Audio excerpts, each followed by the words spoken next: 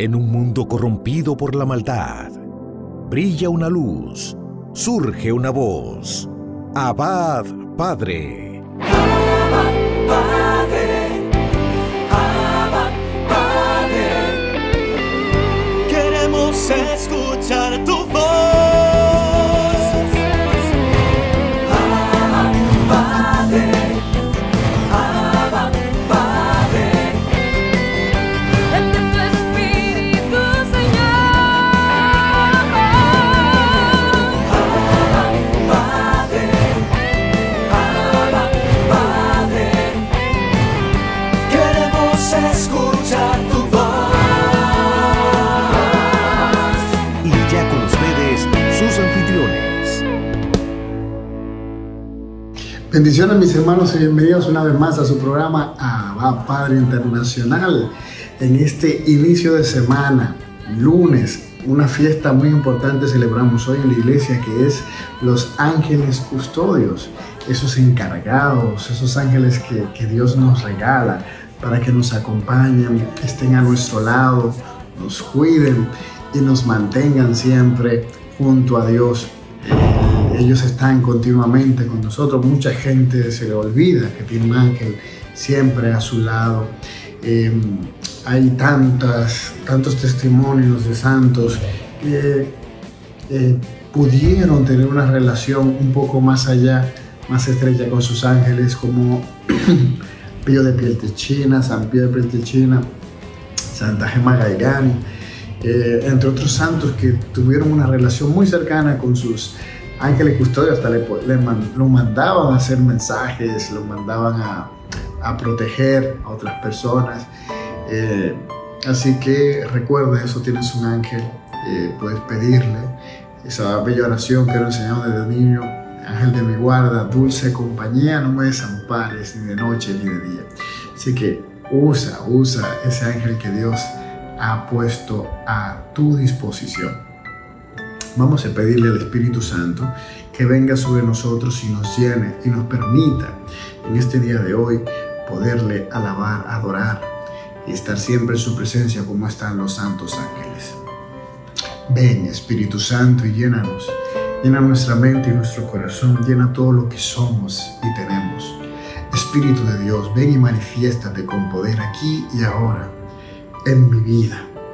Ven, Espíritu Santo, y llena mi familia. Llena, Señor, mi lugar de trabajo de tu presencia. Llena, Señor, todo mi entorno. Cambia, Señor, esta atmósfera y vuélvela llena de tu gloria. Espíritu Santo, ven y desciende con poder sobre cada uno de nosotros. Ven, Espíritu Santo, y haz de mí tu morada. Bendito y alabado seas por siempre. Gloria, honra y honor a tu nombre. Santo y poderoso eres por siempre, Señor. A ti la gloria por los siglos de los siglos. Amén. Amén y amén.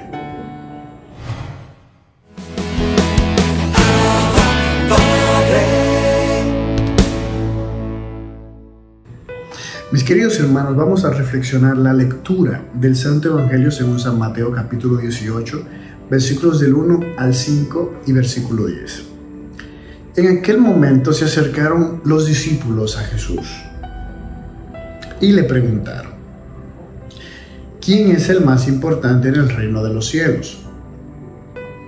Él llamó a un niño y lo puso en medio y dijo: os aseguro que si no volvéis a ser como niños, no entraréis en el reino de los cielos.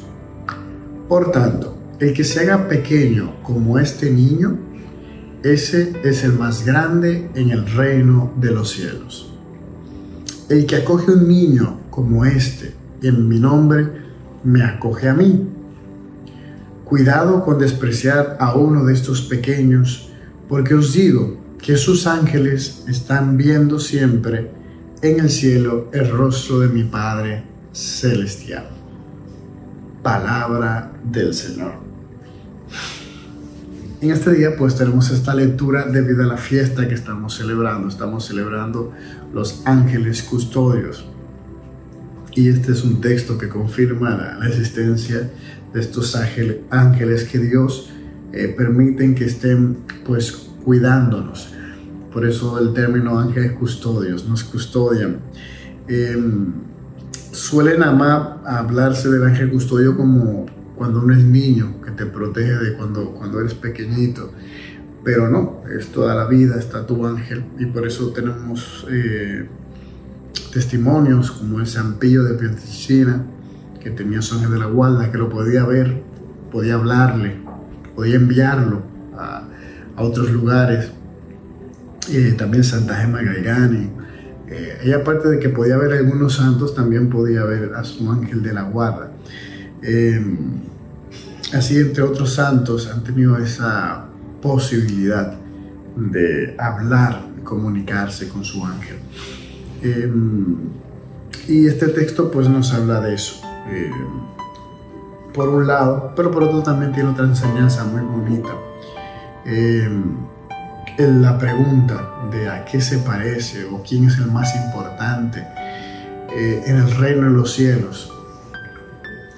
El reino de los cielos, o la explicación que Jesús siempre da del reino de los cielos, siempre es distinta a nuestra concepción humana. Nuestra concepción humana tiene un tipo de entender lo que es el triunfo, lo que es el éxito, y es distinta en el Evangelio, es distinto.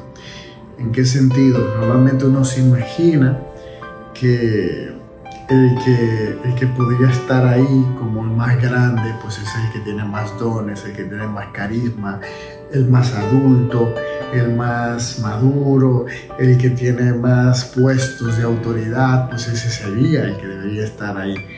Y el Señor dice que no, que para uno entrar en el reino del cielo, de los cielos, hay que volverse como un niño. ¿Y en qué sentido él quiere decir eso, volver como un niño? Y eso, él ahí en ese momento se ve que tenía niños a su alrededor, porque él señala, el que se haga pequeño como este niño, significaba que había un niño ahí cerca de él, el que acoge un niño como este, él también seguro o señaló al mismo o señaló a otro, en mi nombre a mí me acoge. Entonces, primero vamos por parte. El ser como niño. ¿Qué pasa con los niños? Los niños son inocentes. Inocentes en el sentido de que no tienen malicia, y cuando hacen algo que parece que es malicia, no es malicia, ¿verdad?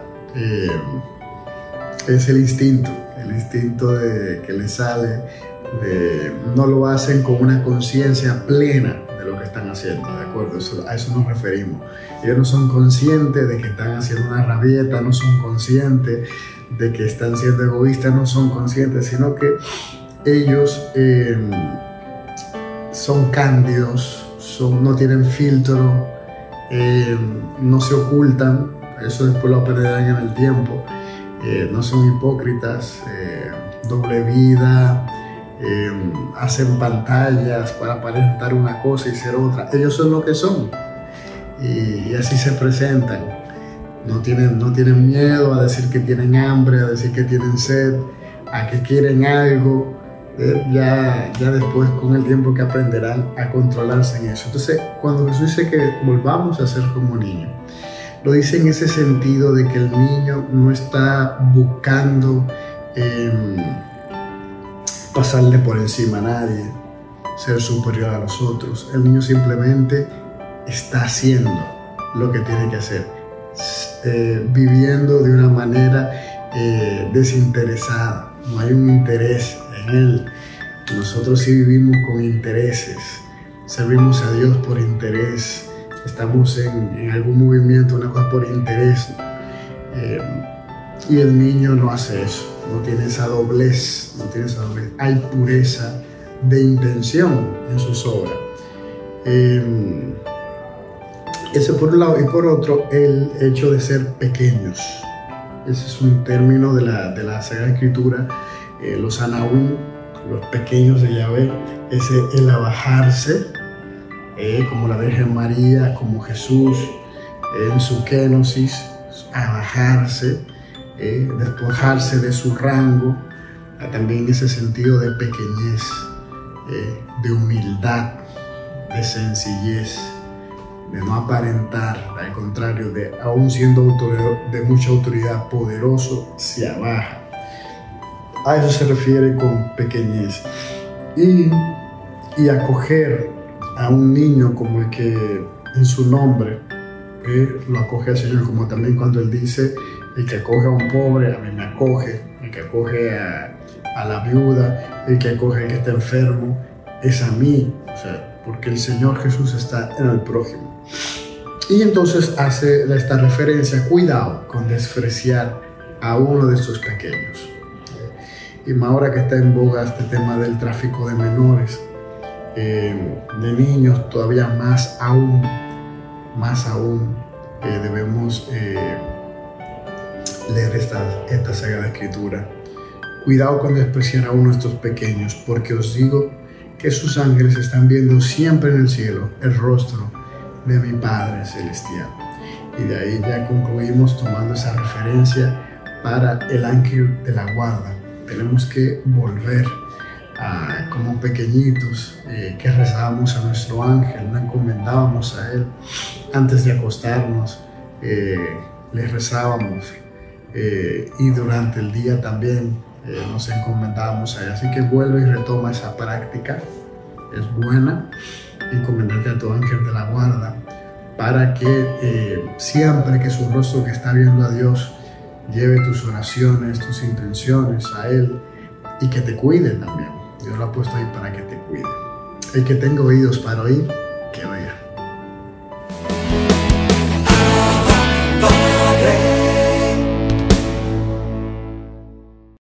Bienvenida y bienvenido a esta cápsula Bajo el Manto de María, con tu familia de Radio Inmaculada, Inmaculada TV, aquí en vivo y en directo, haciéndote compañía, tu hermana Leonor Batista. Y hoy vamos a hablar sobre María Madre. Si recordamos en Lucas 26 en adelante, la visitación del ángel, la Santísima, donde le anuncia que ella va a ser la Madre de Dios.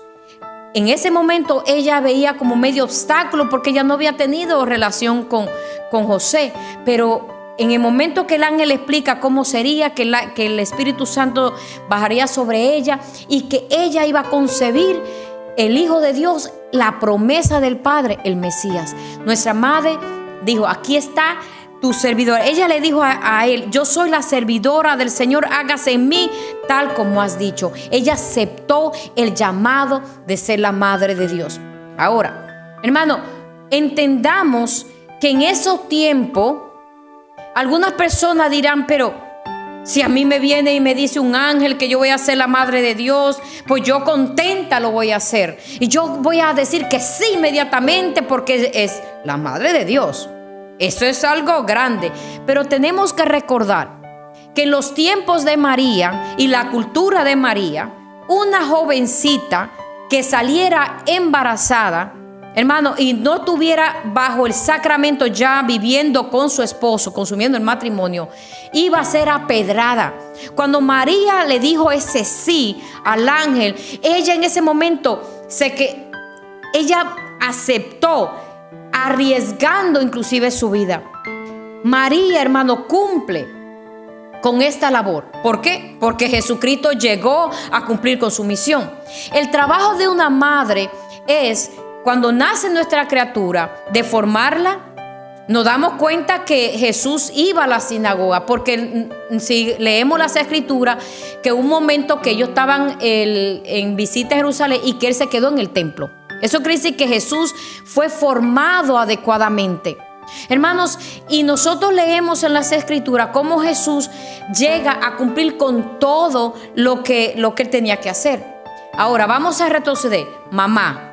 La mamá tiene que nutrir, cuidar y desempeñar su trabajo para que el hijo pueda llegar a hacer lo que él tiene que hacer en la vida. Yo le di a luz a Emmanuel y a Jasmine. Desde que esa criatura nacieron, mi trabajo ha sido asegurarse que tengan su comida desde cuando estaban pequeños, que fueran limpios, que estuvieran atendidos. Hermano, sabemos por la relación que nosotros leemos en los evangelios, que María y Jesús tenían una estrecha relación, y la vemos en la boda de Caná, como él no le pudo ni siquiera negar un milagro. ¿Por qué? Porque había esa conexión. Una mamá, yo personalmente, cuando yo nací, a mí me separaron de mi mamá. Yo fui robada a los 3 meses. Mi papá me roba, me quita del lado de mi mamá. Entonces, de mi mamá y yo tuvimos como una separación. Y por esa separación, por mucho tiempo hubo como ese distanciamiento, esa diferencia. Pero si nosotros leemos el evangelio, la relación de Jesús con la madre era algo precioso.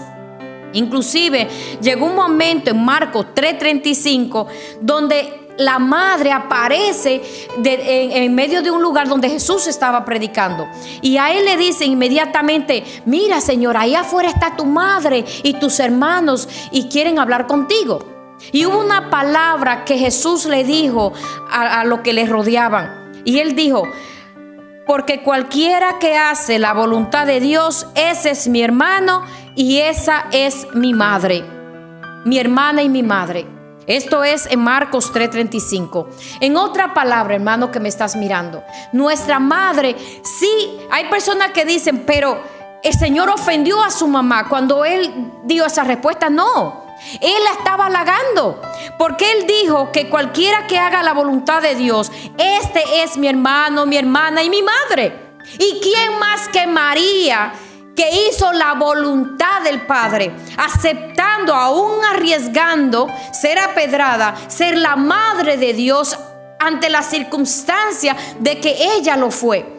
Hermanos, y ella aceptó gustosamente, y vemos cómo Dios se ha glorificado en su vida. Inclusive cuando ella visita a la prima Isabel, empieza a halagarle, y ahí ella empieza a glorificar a Dios, hermano, porque María no se queda con la bendición, ella comparte. Amén. Entonces yo te invito que, igual que María, muchas de nosotras somos madre. Y muchas veces es una ardua tarea. A veces no hace falta paciencia, no hace falta descanso, sueño.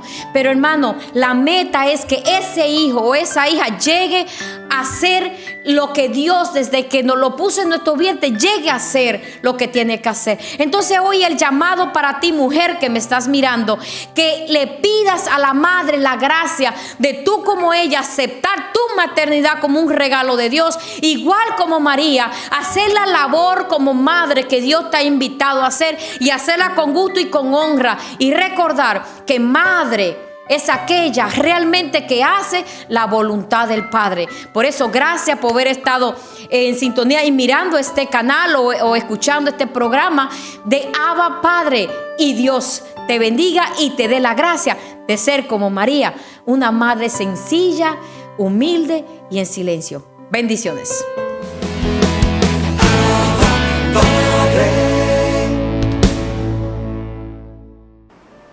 Bendiciones, mis queridos hermanos, bienvenidos una vez más a Momentos de Teología. En el día de hoy vamos a iniciar otra serie.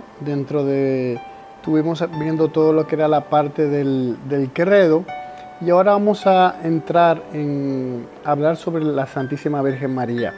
Empezaremos a hablar de María como Madre de Cristo y Madre de la Iglesia. Nosotros hablamos de María durante el desarrollo del credo. Hablamos de ella como en ese misterio de Cristo y del Espíritu Santo, pero también es bueno considerar a María dentro del misterio de la Iglesia. Se la reconoce y se la venera como la verdadera Madre de Dios y del Redentor. Más aún, es la verdadera Madre de los miembros de Cristo, o del cuerpo místico de Cristo, porque colaboró con amor a que naciera en la iglesia, de que nacieran en la iglesia los creyentes, que son miembros de esa cabeza. María, Madre de Cristo, Madre de la Iglesia. ¿Cuál es la maternidad de María respecto a la Iglesia? Ella está totalmente unida a su Hijo. Eso es lo primero, de ahí parte todo. Unida totalmente a su Hijo Jesús. Ella, su vocación era dar a luz a la vida misma, dar a luz a la verdad, dar a luz a la palabra, al verbo encarnado, y en esa misión ya estaba incluido que ella debía estar totalmente unida a Él. Por eso todo lo que Jesús hace es como si María fuera un espejo de eso de Jesús. Ella es la mejor imitadora de Cristo, la mejor discípula de Él, María Santísima. Y por eso ella está tan unida a esa obra de la salvación de Cristo. Y todos los padres de la iglesia siempre lo han visto de esta manera. Para todos es un hecho. Y por eso vamos a leer una de las mejores constituciones del Concilio Vaticano II, la Lumen Gentium, en su numeral 58, que nos dice lo siguiente. La bienaventurada Virgen María avanzó en la peregrinación de la fe y mantuvo fielmente la unión con su Hijo hasta la cruz. Por voluntad de Dios, allí estuvo de pie, sufrió intensamente con su Hijo y se unió a su sacrificio con corazón de madre, que llena de amor daba amorosamente su consentimiento a la inmolación de su Hijo, como víctima que ella había engendrado. Finalmente Jesucristo, agonizando en la cruz, la dio como madre al discípulo con estas palabras: mujer, ahí tienes a tu hijo. Cierro el número de la Lumen Gentium. María estuvo desde que Jesús nace hasta el final. O sea, ella estuvo todo el tiempo, tuvo todo el momento de su nacimiento, criándolo, cuidándolo, lo vio crecer, lo vio en el taller, ahí aprendiendo a ser carpintero, lo vio cuando él inició a su vida pública, a predicar, a hacer milagros. Estuvo con él en el momento en el que hizo su primer milagro. Ella provocó que hiciera su primer milagro, que adelantara su hora, una cosa que era tan sagrada para Jesús, su hora. Y también estuvo en ese momento culmen, la redención, la entrega de Jesús en la cruz por amor a nosotros. Estuvo también en la resurrección del Señor. Estuvo también en el momento de la ascensión también del Señor. Ella estuvo todo el tiempo unida a su Hijo. Y una vez que se va, en vez de desligarse de la obra de Cristo, se mantiene ahí con esa iglesia naciente, esperando Pentecostés. Así que la Madre de Dios siempre ha estado unida a esa misión de su Hijo. Después de la ascensión de su Hijo, María también estuvo presente en los comienzos de la iglesia con las oraciones. También ella pedía con oración el don del Espíritu. Ese mismo Espíritu que en la Anunciación la cubrió con su sombra. También en su Asunción, ustedes saben, la iglesia tiene el dogma de la Asunción de María Santísima. Jesús tuvo lo que es la ascensión. Él, por su propio mérito, por su propia fuerza, por su propia autoridad, por su propio poder, subió al cielo. María asunta es por los méritos, por la fuerza, por el poder de su Hijo. Es que es asunta, no por ella, por su Hijo. Finalmente la Virgen Inmaculada, que es preservada inmune de toda mancha de pecado original, cuando termina el curso de su vida en la tierra, fue asunto en cuerpo y alma a la gloria del cielo, enaltecida por Dios como reina del universo, para ser conformada más plenamente a su Hijo. Así como su Hijo murió, también muere la Madre. Así como el Hijo resucitó, así resucita la Madre. Y así como el Hijo ascendió a los cielos, así también fue asunta la Virgen María en cuerpo y alma a los cielos. Por tanto, la asunción de la Santísima Virgen María constituye una participación singular de la resurrección de su Hijo y una anticipación de la resurrección de los demás cristianos, la que tendremos tú y yo si el Señor tiene misericordia de nosotros. En el parto, por eso bonitamente, el Lumen Gentium en el numeral 69 nos dice: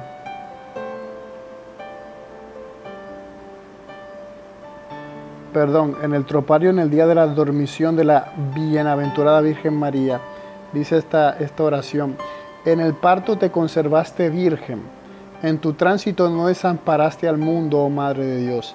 Alcanzaste la fuente de la vida porque concebiste al Dios viviente, y con tu intercesión salvas de la muerte nuestras almas.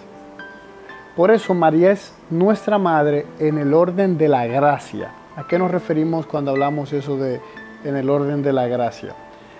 Por su total adhesión a la voluntad del Padre, a la obra redentora del Hijo y a toda la moción del Espíritu Santo, la Virgen María es para la Iglesia el modelo de fe y caridad. Por eso es el miembro supereminente de la Iglesia. Por eso tiene un culto muy especial dentro de la Iglesia, el de hiperdulía. Por eso es un culto que se le da solamente a la Santísima Virgen María, que es por encima de todos los santos y ángeles. Y por eso ella constituye lo que es como tipo de la Iglesia, como figura de la Iglesia. Pero su papel por la relación a la Iglesia y a toda la humanidad va aún más lejos. Colaboró de una manera totalmente singular a la obra del Salvador por la obediencia, la fe, la esperanza y su ardiente amor para restablecer la vida sobrenatural de los hombres. Y esta es la razón de que es nuestra Madre en el orden de la gracia. Esta maternidad de María perdura sin cesar en la economía salvífica. Desde el consentimiento que dio fielmente en la Anunciación y que mantuvo sin vacilar al pie de la cruz, por eso esas letras tan bonitas del Stabat Mater Dolorosa, estaba la Madre al pie de la cruz, dolorosa, llena de dolor, hasta la realización plena y definitiva de todos los escogidos. Ella se mantiene ahí, en pie. En efecto, con su asunción a los cielos, no abandonó su misión salvadora, sino que continúa procurándonos con múltiple intercesión los dones de la salvación eterna. Por eso la Santísima Virgen es invocada en la Iglesia con títulos de abogada, auxiliadora, socorro, mediadora. Por eso nosotros explicamos en ese momento del credo, cuando hablamos de la comunión de los santos, explicábamos ese hecho de que los que ya han entrado en el descanso del Señor no están durmiendo, están allá en el cielo y pueden orar e interceder por nosotros ante Dios. Y nos comunican muchos bienes, muchas gracias especiales ellos, y por eso nosotros podemos pedir su intercesión, al igual que a la Santísima Virgen María. Pues la misión maternal de María para con los hombres de ninguna manera disminuye o hace sombra a la única mediación que es de Cristo, sino que manifiesta la eficacia de esa mediación de Cristo. Todo influjo de la Santísima Virgen María en la salvación de los hombres brota de la sobreabundancia de los méritos de Cristo. De Cristo es que brota. Todo lo que ella puede darnos a nosotros brota de su Hijo. Ella se apoya en la mediación de Jesús. Depende totalmente de esa mediación. Y ella, de esa mediación de Cristo, es que saca la eficacia. Ninguna criatura puede ser puesta nunca en el mismo orden con el Verbo encarnado y Redentor. Nadie. O sea, nadie en la tierra. Ningún ser humano. Porque el Verbo encarnado es Dios. O sea, no se puede comparar a una criatura. María es una criatura. Pero así como en el sacerdocio de Cristo participan de diversas maneras también, tanto los ministros como el pueblo fiel. Saben que nosotros somos, tanto los laicos como los sacerdotes, somos sacerdotes, profetas y rey. Lo que pasa es que también hay un ministerio sacerdotal dentro de la iglesia. Unos que son llamados a ese ministerio en concreto. Todos lo recibimos por el bautismo, esa triple coronación. Pues así como el sacerdote de Cristo, o sea, participamos todos, tanto los ministros como el pueblo fiel, y así como la única bondad de Dios se difunde realmente en las criaturas de distinta manera, así también la única mediación del Redentor no excluye, sino que suscita en las criaturas una colaboración diversa que participan de la única fuente. ¿De acuerdo? Entonces, cuando uno pregunta, ¿de dónde María saca ese poder? ¿De dónde María saca esa capacidad de obrar milagros? ¿De dónde María que se puede aparecer, que hay apariciones de ella? Todo eso ella lo saca de los méritos de su Hijo Jesucristo, por Jesús. Jesús es que la ha asociado a su obra salvífica, ha asociado a su madre. Y por eso María se aparece, se aparece. Por eso hay apariciones aprobadas hasta por la iglesia, como Lourdes, como Fátima. Son aprobaciones de las más reconocidas, que todo el mundo conoce. Y hay apariciones particulares o hay historias en cada uno de los pueblos, como Nuestra Señora de Guadalupe en México, ¿de acuerdo? Ese cuadro tan impresionante, esa imagen que quedó ahí en la tilma, en el ayate de Juan Diego. Así también como la misma Virgen de República Dominicana, ese cuadro, su aparición milagrosa en el árbol de naranja. Y así cada país, cada pueblo tiene su historia de cómo la Virgen entró en contacto con cada pueblo, con cada cultura, tanto en Latinoamérica como en los 5 continentes, ¿de acuerdo? Entonces eso le viene a María, o ella lo tiene gracias a su Hijo Jesús. Entonces hasta aquí momento de teología. Mañana, el próximo viernes vamos a seguir hablando sobre este culto que le damos a la Santísima Virgen María. Cómo la Iglesia pues habla de este culto que le damos y cómo lamentablemente muchos hermanos protestantes pues hacen oídos sordos de lo que es la enseñanza oficial de la Iglesia, que la Iglesia habla del culto a María. Ellos se suelen inventar un culto que le damos a la Santísima Virgen María. Por ejemplo, ellos entienden que nosotros adoramos a la Virgen Santísima, que nosotros cada vez que vemos un cuadro estamos adorando a imágenes y adorando cuadros, y no han estudiado o se han tomado el tiempo de leer la doctrina católica, en la cual se nos habla claramente de qué culto le damos los católicos a la Santísima Virgen María, en el cual nosotros especificamos claramente que solamente a Dios se le puede dar adoración, solamente a Dios se le adora y a nadie más que a Él. Y a María le damos otro tipo de culto, del que hablaremos la semana que viene, si Dios lo permite. Bendiciones.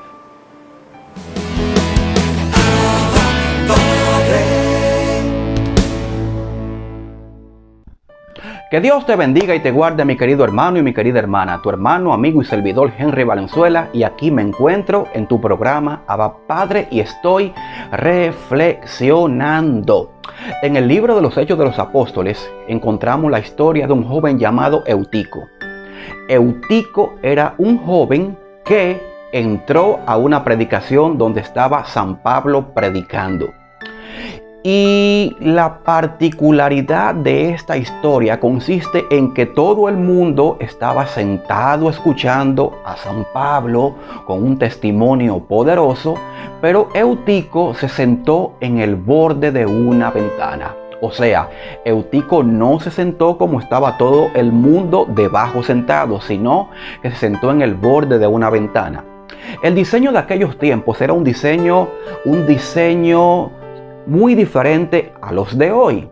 Las ventanas estaban, vamos a suponer, las ventanas servían para que entrara mucho aire y por eso las colocaban, vamos a suponer, nosotros estamos en el primer piso, la colocaban 3 pisos hacia arriba para que se pudiera aprovechar todo el aire, porque acuérdense que no existían abanicos, no existían aire acondicionados, no existían todas esas herramientas para nosotros llenarnos de mucho fresco y vencer el calor, y eran las ventanas. Y las ventanas se colocaban en lugares muy altos, pues ahí en el borde de la ventana se sentó Eutico.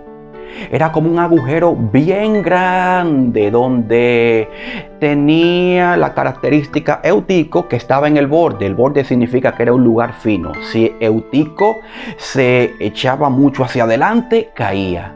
Y lo mismo para detrás. Era un lugar muy peligroso porque no era un lugar para sentarse. Era un lugar para que entrara el aire. Y Eutico se sentó en ese lugar.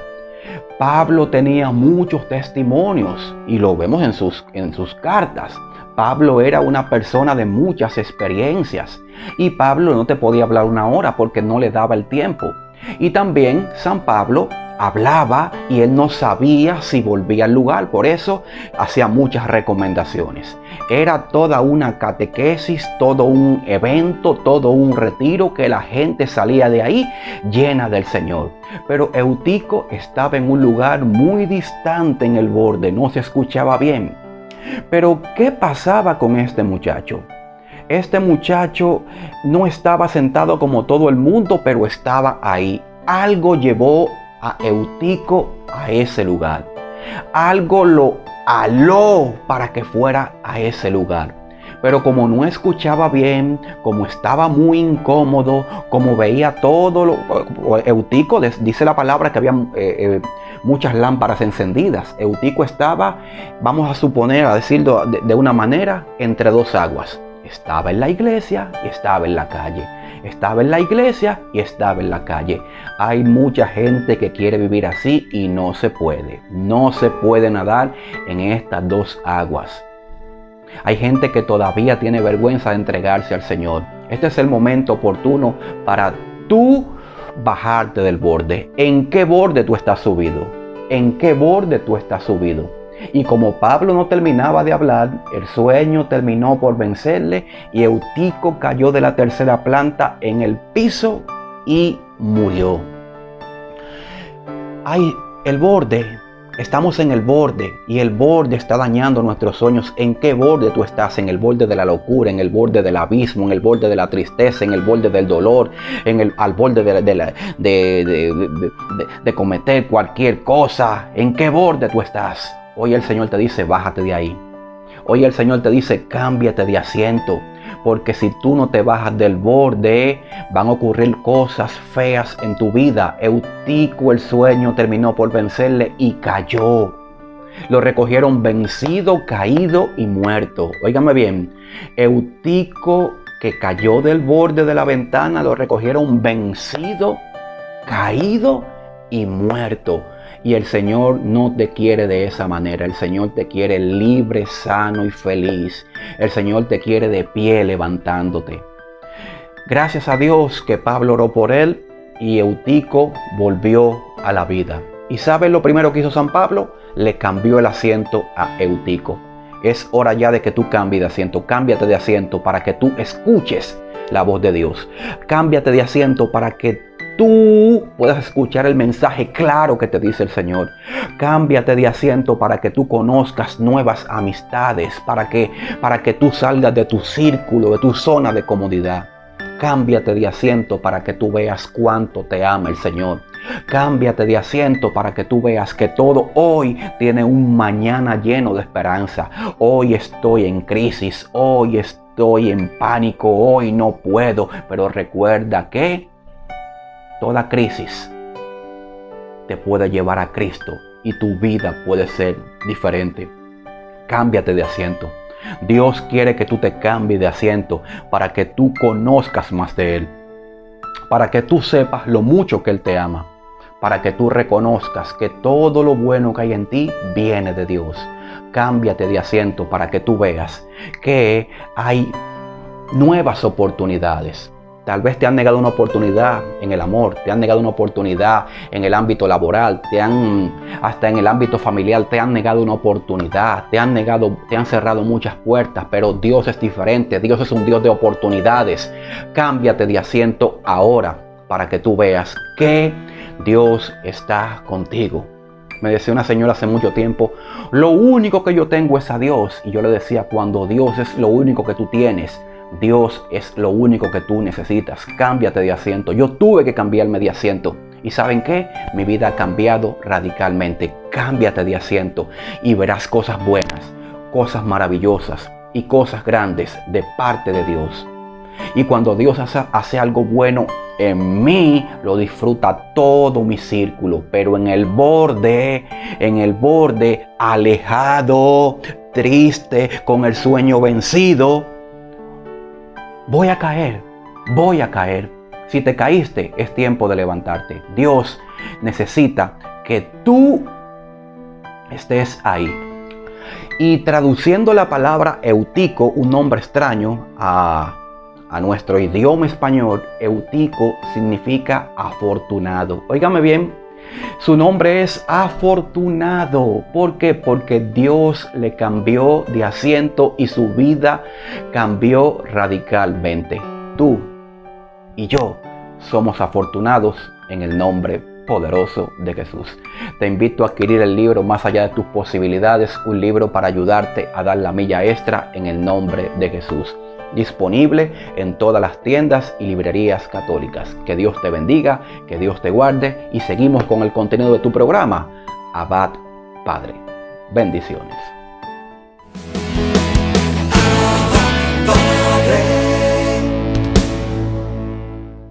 Y multiplicadas sean las bendiciones para todos ustedes en este tiempo joven. Un abrazo de gloria a mis jóvenes que están ahí conectados, disfrutando de este su tiempo joven en Abad Padre Internacional. Bendiciones a todo el equipo, a todo ese equipo maravilloso que trabaja día a día. Un abrazo de gloria y que Dios les siga capacitando para seguir con este proyecto de evangelización. Y a ustedes, gente que nos escuchan, que nos ven, que nos siguen, a todos los medios que pues hacen suyo este proyecto. También para ustedes multiplicadas las bendiciones. En el día de hoy, el tema viene para ti, joven, acerca de las pruebas. ¿Son o no importantes las pruebas? ¿Sí o no? ¿Y por qué? ¿Qué piensa usted? ¿Que son importantes las pruebas? ¿Sí o no? ¿Por qué? ¿Son necesarias las pruebas? ¿Sí o no? ¿Y por qué? Respóndalo usted por allá. Aquí, de mi parte, yo digo que sí. Son sumamente importantes las pruebas, porque Dios la permite. ¿Y por qué? Porque a través de ella crecemos, maduramos, avanzamos, descubrimos un potencial y un valor increíble de nosotros si la sabemos superar. Ahora bien, ¿duelen las pruebas? ¿Son incómodas las pruebas? Pues claro que sí. No es fácil estar pasando por un momento de proceso. No es fácil vivir el proceso. No es fácil estar siendo probado, siendo lateado o estando en el horno de fuego. No. Ustedes no ven que el oro es probado en el fuego y luego se saca un buen material de oro. Sí, una buena prenda, pero el principio, el inicio es doloroso, caótico, porque las pruebas son dolores, son circunstancias que no nos agradan. Ahora bien, son permitidas por Dios para tu crecimiento y para mi crecimiento. Por tal motivo son importantes y es preciso que sucedan en nosotros. Es importante que sucedan en nosotros. No podemos correrle a las pruebas. Muchas personas, muchos jóvenes toman la decisión de quitarse la vida ante una circunstancia, ante una prueba, porque dicen no tengo fuerzas para superarla. Sin embargo, el Señor nos dice en su palabra, Eclesiástico 2, versículo 1, que si tú y yo tomamos la decisión de servirle, de seguirle, ¿qué nos dice? Hijo mío, si toma la decisión de seguirme, prepárate para las pruebas. ¿Qué está diciendo el Señor? Que te prepare. Él no miente. Inmediatamente nos está advirtiendo y nos está mandando a una preparación. prepárate para las pruebas, porque van a llegar momentos difíciles. Sin embargo, también en el libro de Santiago, Santiago 2, versículo 1 en adelante, ahí vemos que dice que son importantes, porque nos dice ahí su palabra, dichoso, siéntete afortunado, siéntete dichoso tú cuando te veas sometido a toda clase de prueba. No está diciendo a toda clase de prueba, siéntete dichoso.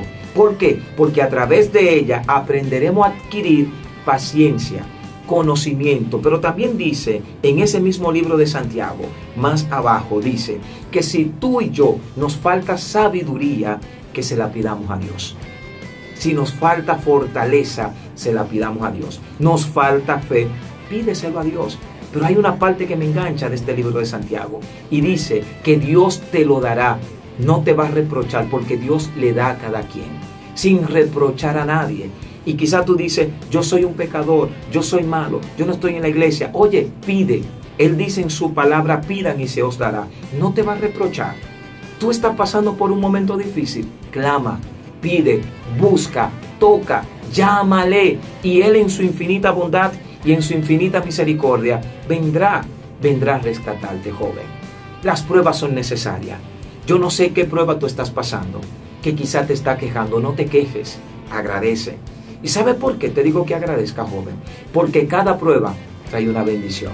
Cada circunstancia trae consigo una bendición, un parto, un dar a luz, y a luz de gloria, de bendición, de prosperidad y de ver la mano de Yahvé moverse a tu favor.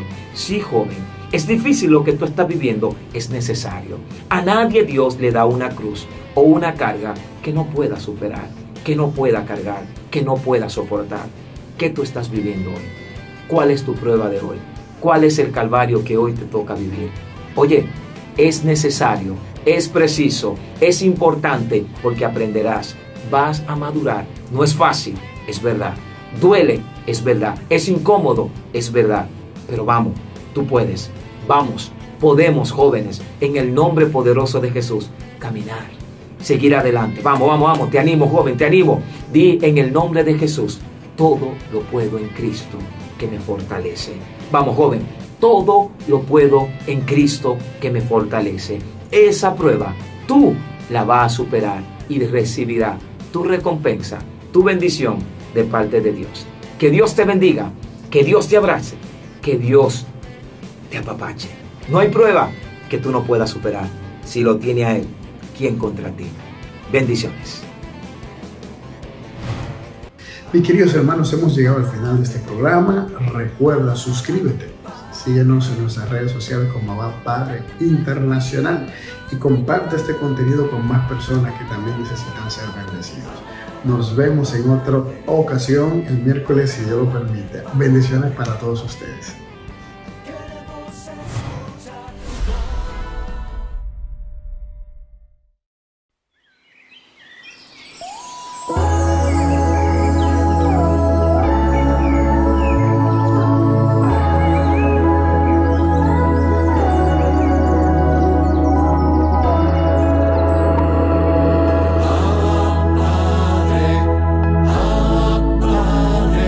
Permite que por lo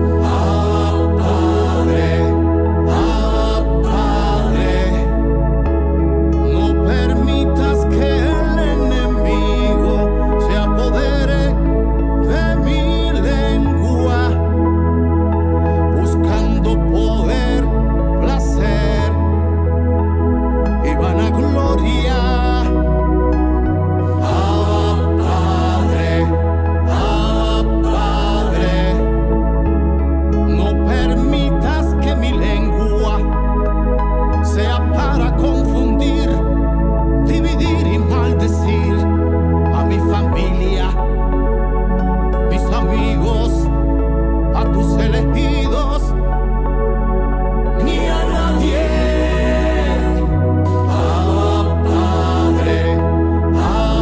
Padre, no permitas que el desenfreno de mi lengua sea para burlas, engaños y mezquindades, en perjuicio de mis hermanos en Cristo Jesús.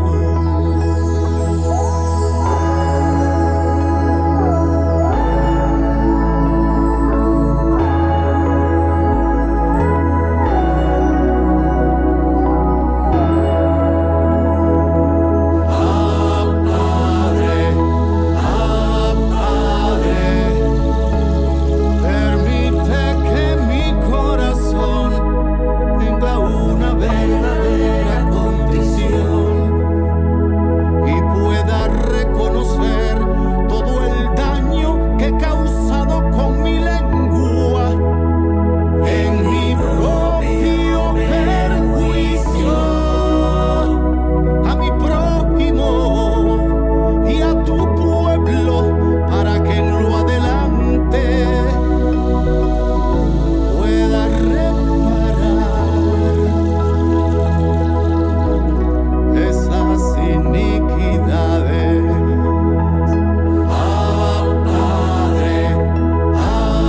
Padre, permite que mi lengua sea para alabarte, adorarte y servirte todos los días de mi vida y en la plenitud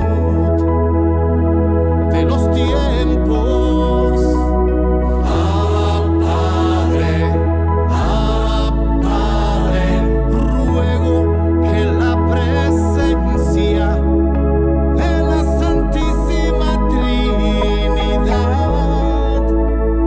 permita que la intercesión de la bienaventurada Virgen María, los arcángeles Miguel, Gabriel y Rafael, los coros celestiales, mi ángel de la guarda, los santos y las almas de mis ancestros y seres queridos que hoy están en tu divina presencia, me permitan tener fortaleza, sabiduría, discernimiento, en poder utilizar mi lengua para proclamar tu palabra, ser cirineo de esperanza y portavoz de liberación del oprimido. Amén, amén, amén.